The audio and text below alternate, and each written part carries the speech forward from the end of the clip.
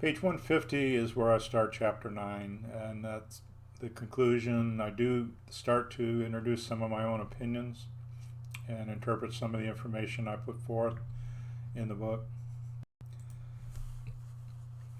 And after the book is completed, I'm going to dig more into some of the other aspects of clues, witnesses, tips, directions that haven't really been explored by others, because I feel they were mentioned in the Hoffa's memo, that maybe they had more to do with this. And I also have a really reduced schedule for Chucky O'Brien.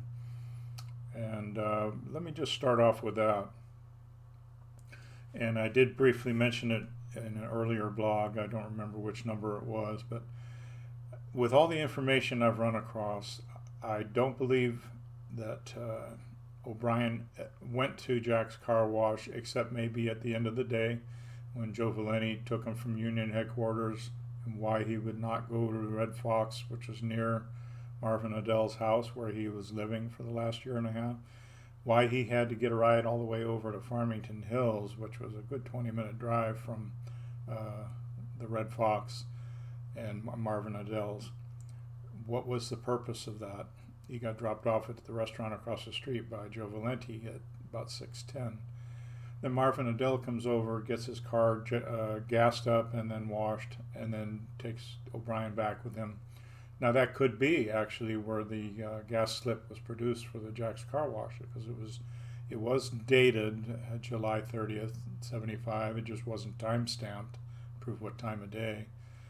So to me, it seems that's the only opportunity he would have had to get that slip legitimately. But as I mentioned before too, the Jack's car wash accounting records were either disposed of or were missing at the end of July, which is just a couple of days. And that would have also coincided with the breaking news about Joey Giacalone bringing the mercury over, all the way over to Jack's car wash to have fish smell cleaned out before it was impounded on August 9th. So you can count on something fishy going on there. So based on everything I presented and everything I've learned, and you can also see a lot of the additional research outside of the book with that Dropbox link, and of course the video that Francis was recorded doing in 2009. This is the reason why I believe Jimmy Hoffa did get in the car that day and why it was so inviting. It was a brand new 1975. This was Joey Giacalone's Maroon Mercury that was summoned for this particular day, all day. O'Brien admits he drove the car all day. He was spotted in it. Joey Giacalone said he drove it. It's his car. And there's no reason to believe he didn't, unless you're trying to make some other theory work. So let's stick with that. I believe that's the facts. And I believe it also had something to do with making it an inviting vehicle instead of the so-called station wagon that would have been available to deliver the fish. If that's all O'Brien had to do with deliver a fish to Robert Holmes, that station wagon would have been just fine, just perfect. And he wouldn't have even had to worry about a fish smell, I'm sure. And it was a roomy car, big enough to support the men that were going to be in the car. The fish made it a reason to take the car out to Farmington Hills. And yes, it was 20 minutes away from the Red Fox and the Raleigh house, and that general area where I believe his next, and the Southfield Athletic Club too, by the way, which was just a few minutes away from the Raleigh house over in Southfield. Raleigh house is in Southfield. So I believe those three spots and homes were definite. I don't believe Jack's car wash entered in until after the 6 o'clock drop off. That's when Joe Valenti dropped him off at the restaurant across the street from the car wash. Then Marvin Adele came to the car wash, arrived about 6:20, and picked up O'Brien, but had his car gassed and washed before going back to the house. So I believe O'Brien's trip basically was with Joey Giacalone from Union Hall. Joey would have driven from his place of business, Liftall, which was just minutes away from Union Hall on Trumbull. Picked up O'Brien, and they both went to Southfield Athletic Club at 11 Mile at the Travelers Building in Southfield. I believe that's the 1 o'clock time period when a washing machine repairman at the athletic club spotted Joey Giacalone. So that would make sense until he was spotted again at 4 p.m. Then I believe O'Brien left the athletic club, went to Holmes, and delivered the fish. That would give him plenty of time to cut up the fish, spend a few minutes talking to the Holmes kids, and of course Viola, or Violet, I believe is her name, Holmes testified O'Brien was there and did just that. There was fish fluid, blood, whatever, all over the hallway, the garage, the kitchen. O'Brien said this, what he claimed was a 40-pound salmon, was leaking profusely, and so he took off his jacket and tie and just had a white sports shirt, high-collar sports shirt. And then he made 2 calls from the Holmes residence to the athletic club to talk to Giacalone. He was getting a rub down, so he wasn't available. Called Marvin Adele, who, like I said, he lived with for the last year and a half. He didn't answer the phone. Then he goes to, I believe, from the Holmes residence, does not go to Jack's, but goes to Southfield Athletic Club. Now it's a little after 2, before 2:30, where he's spotted outside of the Southfield Athletic Club by a witness speaking with Tony Giacalone. The FBI believes that part of the story. They say that he was probably there to get last-minute instructions, and then he shows up at the Marcus Red Fox after 2:30, closer to 2:45, according to the delivery truck driver that saw Hoffa get in the Mercury with 3 other men seated behind the driver. He didn't recognize them, but he had to swerve to a stop to avoid being hit by the Mercury as it was leaving. And so he did identify positively Hoffa in the back seat. Again, that's one of the other witnesses identified O'Brien in that Mercury, maroon Mercury, at the Marcus Red Fox. I believe the people that were in the Mercury were Vito Giacalone, because he was tied to the Detroit end of the meeting. Of course, he would help set it up with Tony 4 days earlier. And I believe he would have accepted the fact that Sally Bugs Bergoglio would have been in the car, because he was a right-hand man to Tony Provenzano out of New Jersey. And he was also another meeting participant. And then, of course, Chucky O'Brien. Some people say the reason why it couldn't have been Chucky O'Brien and Hoffa would not get in the car with him is the spat they had, because O'Brien was dating a dance hall girl until he married her just June, the month before. James Hoffa Jr. had already told the FBI that at least 8 times his dad tried contacting Chucky O'Brien to bury the hatchet and reestablish the relationship that they had had for years, decades, with Charles Chucky O'Brien. So I believe that was one-sided, though, because remember O'Brien was telling everybody Hoffa's a rat. He's going to rat out the mob and the mafia if he gets back in the Union. And it's a pretty solid understanding that he did have that plan to out the mob once he got back in and clean up the Union. His son, by the way, did that in the 90s when he became president. By the end of the 90s, it was purged of a lot of that influence. The fact that Mercury was in the Giacalone family, Joey Giacalone's vehicle, I believe was also another inviting aspect of why the maroon Mercury was needed.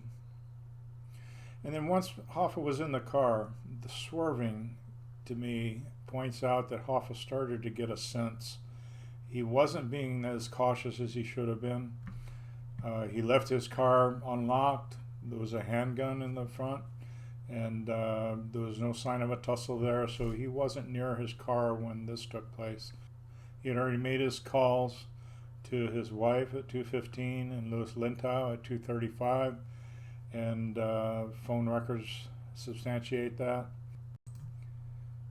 And the witness that drove the truck said the car swerved and turned south on Telegraph Road as it left. And that's the very point where the Tubmans pick up the trail. I believe Hoffa caught on at that point, and perhaps he was arguing. I think the truck driver said it appeared he was gesturing with his hands as though he were arguing with the driver of the Mercury. And I think he realized at that point something's not kosher here. And perhaps that's when the man seated next to O'Brien in front made his way through that wide opening that you see in the picture of the Mercury interior, and helped with the other guy seated in the back to keep Hoffa down on the floorboard and restrain him with a strap and their feet as they fought with their arms. From that point, the Tubmans pick up the trail, and of course the men fighting in the back and recognizing the driver. Why he was staring at my parents, have no idea. Idiotic if you know what's going on in the back seat. But I believe O'Brien was fully aware. As I said, he was already telling everybody he knew that Hoffa was going to rat out the mafia. And by now, he was obligated to Uncle Tony and Uncle Frank, which he referred to, Frank Fitzsimmons, for hundreds of thousands of dollars between the two of them in gambling debt. Hoffa used to bail him out on that, but at this point, he was in hock up to his eyeballs. And he was also given that new position to run the union in Miami, Florida, by Frank Fitzsimmons. He was appreciative. Hoffa never set him up that way, and he resented that about Hoffa. And he also was promised, which took place that week. He went from $45,000 a year salary in Detroit to $850,000 in Miami, and was given a Union Black Lincoln Continental, which was already waiting for him in West Memphis, Arkansas, at Brenda Goldsmith's. So Hoffa knew the meeting wasn't at the Red Fox. He was dressed in sport shirt attire, blue sports shirt, slacks, and he knew full well the Red Fox required a dress coat and tie to be seated. So he knew the meeting would take place. That was customary, to go from one place, and then the real meeting would be, told, and you're on your way to the real meeting place. He was familiar with the Raleigh House, so that wouldn't have been a scare to him if they had mentioned to him, we're on our way to the Raleigh House. Nobody knows.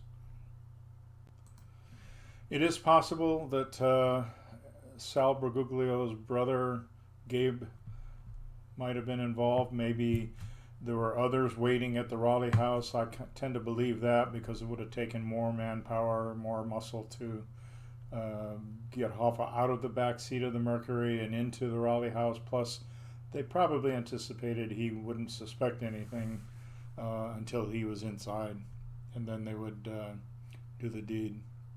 So I believe he was expected to be murdered at the Raleigh House, in the kitchen or whatever. That would have been a perfect killing zone, as I told you. I described the kitchen to you. That's the door they went to, the kitchen door. So that's why I make that. That's my strongest,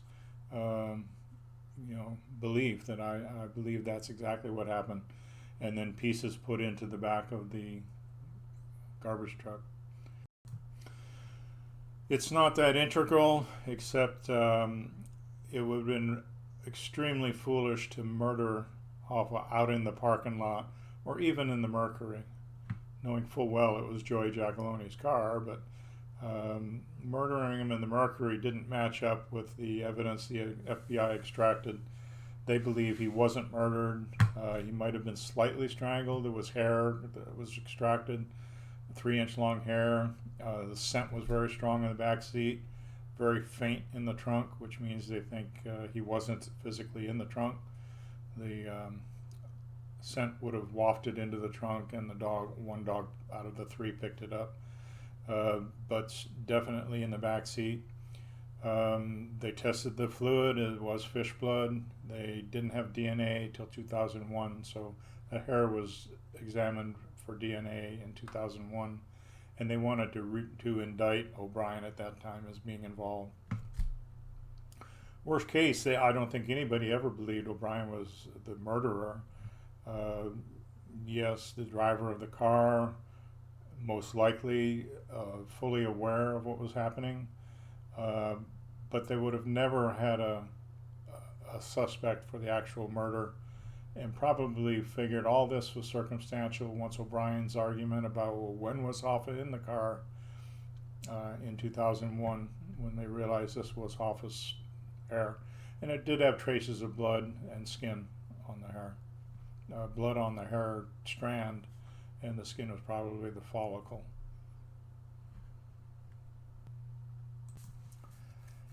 He wasn't a tall man, but he was pretty stocky, in good health, and strong.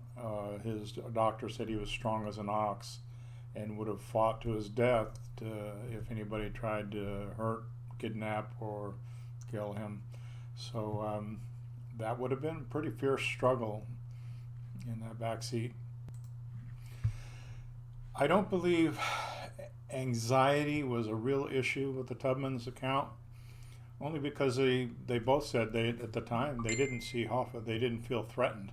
They just were curious. They had no idea why Chucky O'Brien was so curious and looking at them, staring at them. I asked my mom, do you think he recognized Dad from Darby's? It could have been. In the book, I kind of mentioned I'm an artist, or I think that way sometimes. And I thought, well, maybe O'Brien was looking for a last-ditch escape from the car, wishing he was outside this thing going on. But again, I don't believe he was against it at all. There was so much, so-called good stuff waiting for him after this as a reward for participating. I think he was all in. I don't think he was an unwitting participant like some people think. So I didn't narrate that exactly from the book, but I'm going to go ahead and forward to the question and answer section. Page 156. These are some obvious questions I know people had. What time did the Mercury arrive at the Raleigh house? I said it was between 3:15 that the Tubmans arrived in Westland at 4, so that puts the Mercury arriving at the Raleigh house, not the Red Fox, between 3 and 3:15. 2:45 would have been at the Red Fox, as I said before. What do I think O'Brien did after he arrived at the Raleigh house? I think his job was done. He got Hoffa there, no reason for him to stay parked. The Mercury was used for the purpose. I don't believe it continued on to the Renaissance Center, and that the garbage truck was only used as a shield, as another theory suggests. That theory is from someone that kind of coattailed off of Marv Eklund's claim that he was with Tony Giacaloni at the Renaissance Center, and they were walking by, and Giacaloni told Marv Eklund and others, hey, salute as you go by. That's Jimmy Hoffa's inside the Renaissance Center. So this other so-called witness that saw Hoffa buried in a concrete column at the Renaissance Center started off with different date, a different time. It was at night. He was out to the bars. Then it seemed like every time he told the story, adapted new information into the story, including my story. When I gave the story to that person, they adapted it like it was gospel truth. And so my story becomes a lead-in to the Renaissance Center. And I just need to tell you, I won't name names and I won't diss them on every occasion, but that particular story just irks me because it's a spin-off of facts of this eyewitness account and trying to make it validate his own. But I have information from people that heard his story before ever hearing my story. He never mentioned Chucky O'Brien as the driver. I'm not sure what else he added, but he took my story and then just added to it and said, the garbage truck was just a shield so they could take him out of the car and put him in the trunk. And then took him to the Renaissance Center, and that's where I saw him. You can believe that if you want. I don't. It doesn't match what I already know. So I'm going to just dismiss that at this point. So I think O'Brien then went from the Raleigh house back to the Southfield Athletic Club with the Mercury. By now it's close to 4 o'clock. He may have hung out at the Raleigh house for some reason, but he went to get, I believe, Joey Giacalone, and then they headed back to the Union headquarters on Trumbull, where Giacalone got his car back. Hadn't been to Jack's yet. And then O'Brien gets his ride from Joe Valenti and arrives at Jack's car wash for some reason that night. And I already mentioned the other stuff where he probably filled Marv Eklund's tank and got his gas slip. I believe what the owners of Jack's Car Wash told me, that Joey Giacalone brought that Mercury all the way from St. Clair Shores, 40-minute drive to Jack's Car Wash at Grand River and Orchard Lake Road in Farmington Hills, and said to the Jack's Car Wash employees, "Hey, I got fish blood in the back seat. I need it cleaned out before it starts to stink." Almost exactly what O'Brien said he had told the employees that day. So there's so much evidence saying he did not go to Jack's Car Wash. I swear by that.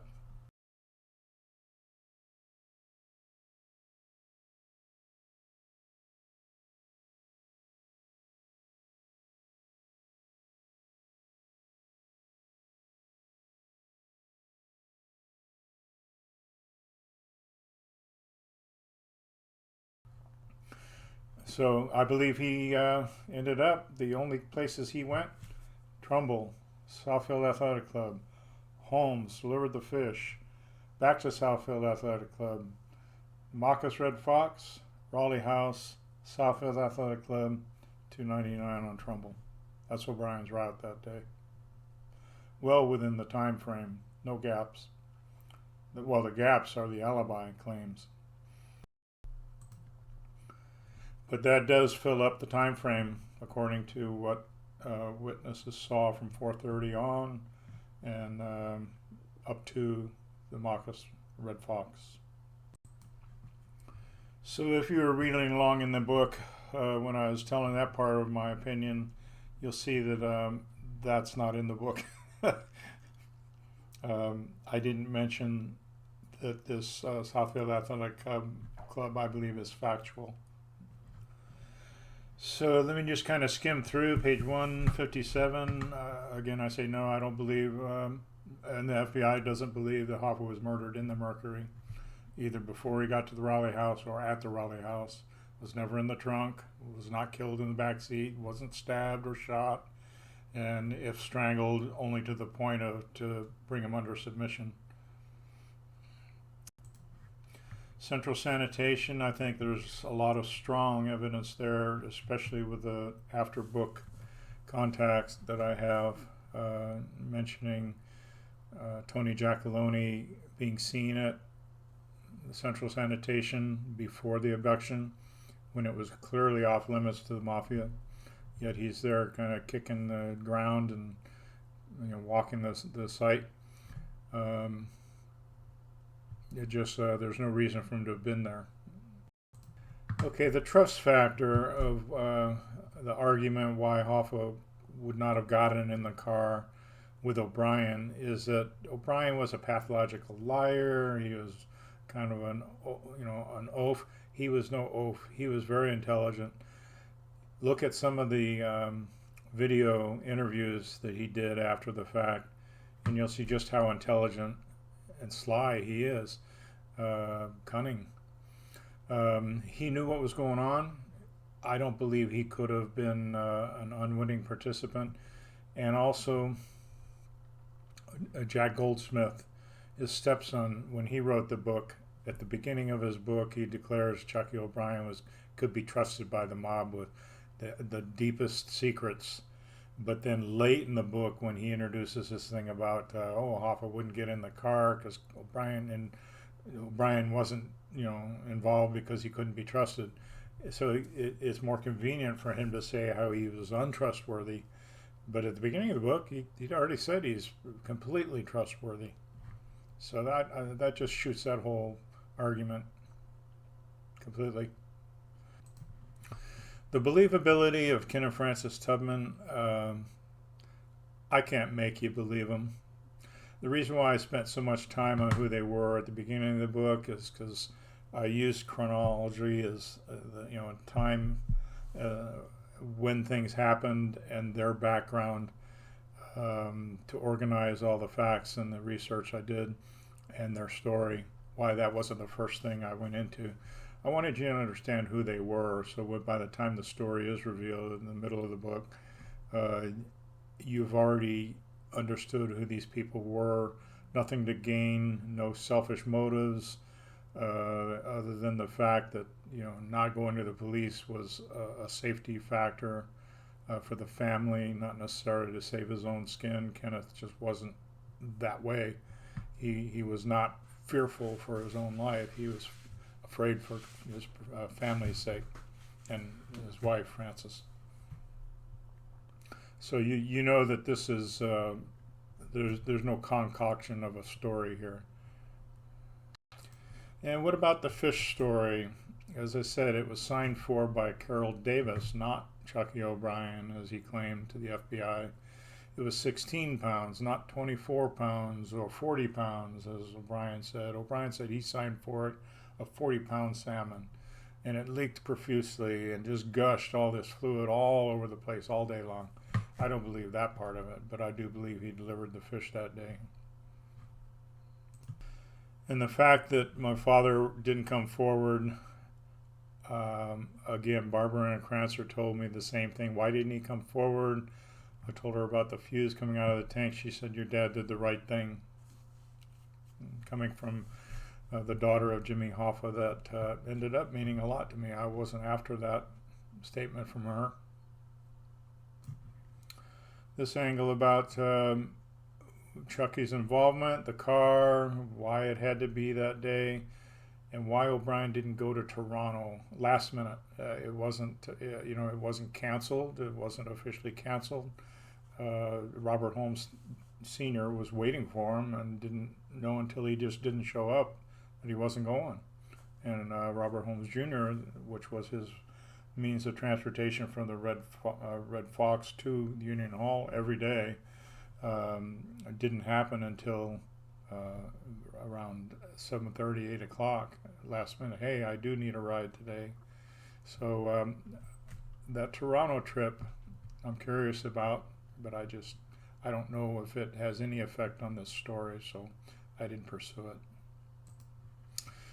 As Barbara Ann Crancer also said to me that the story, she was very interested in the story, indicated she believed it, but it wasn't actionable. And of course, nothing was actionable. It was all circumstantial. So she was with the Attorney General's office. She was a judge in St. Louis. And her approach was, what are you going to do with this information? And even though the FBI never mentioned the Raleigh house, even though they were there twice within 5-6 weeks of the abduction, they never told her about the Raleigh house being suspect. And that kind of makes me curious why. And why didn't the FBI tell her? They told her a lot of information. They told both Hoffa children information that they thought they would be interested in, but they went there twice and they were pretty serious about it. But no, they didn't pass that on. She knew nothing about the Raleigh house.